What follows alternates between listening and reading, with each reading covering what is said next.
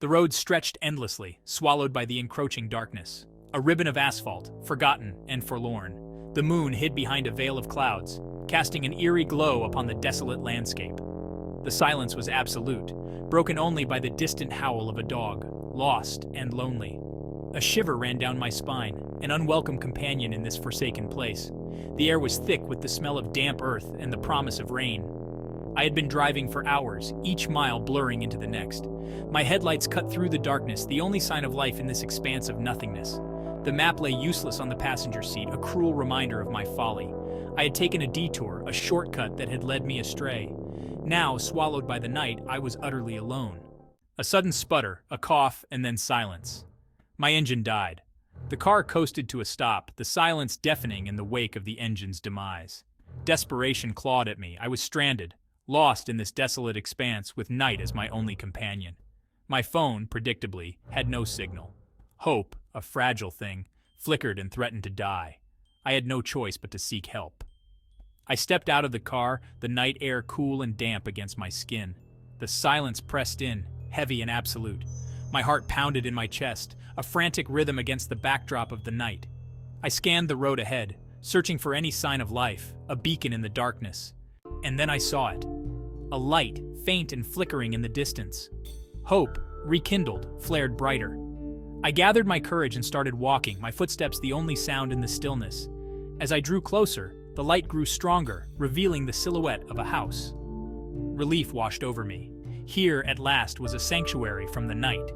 The house loomed large, its windows dark, yet strangely inviting. It stood alone, a sentinel against the encroaching darkness.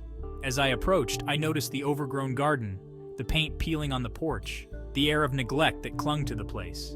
Yet I felt no fear, only a sense of strange familiarity, as if I had been here before. I knocked on the heavy oak door, the sound echoing through the stillness. The door creaked open, revealing an elderly man, his face etched with time and shadowed in the dim light.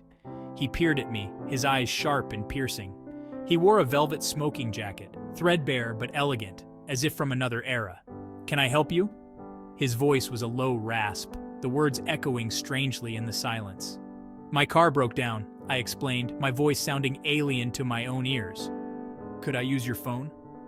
He stared at me for a moment, his gaze unnerving. Then with a slow nod, he stepped aside, inviting me in. The interior of the house was like stepping back in time. The air was thick with the scent of dust and old books. Cobwebs clung to the corners of the high-ceilinged rooms. The furniture was heavy and ornate, covered in velvet and lace. But what truly caught my attention were the photographs. They lined the walls, floor to ceiling, a gallery of faces from another era.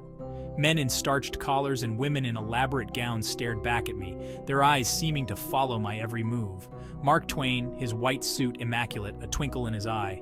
Marie Curie, her gaze intense, holding a vial of glowing radium. Nikola Tesla, a faint smile playing on his lips, lightning crackling from his fingertips in the photograph. It was a collection both fascinating and unnerving. The old man had disappeared. I called out, my voice echoing in the stillness. But there was no answer. I wandered through the rooms, each one seemingly frozen in time, a testament to a bygone era. The photographs watched me, their silence deafening, their gazes following my every move. And then it dawned on me. The house was empty, abandoned. The old man, the photographs, the strange familiarity. It was all an illusion, a trick of the light, a figment of my imagination. I was alone as I had been on the desolate road. I fled from the house, back into the night. The faces from the past burned into my memory. The house, with its secrets and its ghosts, vanished into the darkness, leaving me to question what was real and what was merely an echo of a time long gone.